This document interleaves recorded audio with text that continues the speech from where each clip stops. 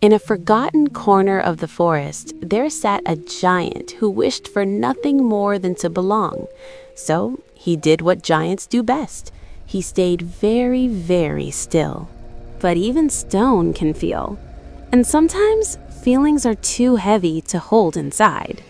To a glimmer named Twinkle, it was less a tear and more a flash flood. He tried to apologize, but a giant's whisper is a thunderclap to tiny ears. And so, believing he could only cause harm, the giant exiled himself. His only company was a flower, and his only gift, an apology no one dared to claim. But one glimmer remembered not the flood, but the feeling behind it. A feeling that, like this flower, seemed lonely. And where words failed, light could speak.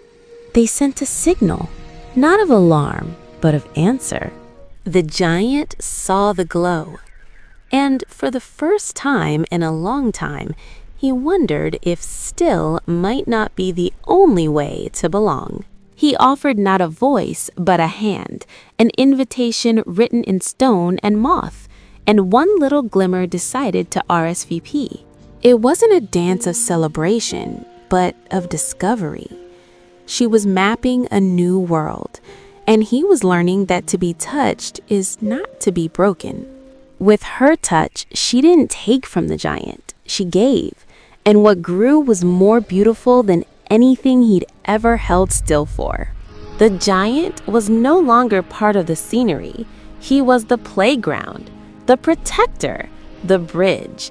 He had found his purpose in motion, not in stillness. And when a real storm came, he didn't freeze. He became a fortress. His strength was no longer a thing to be feared, but a shelter to be trusted. They didn't see a monster or a mountain. They saw home.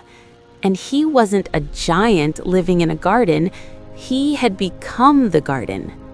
And the giant learned that to belong isn't about being small or quiet or still.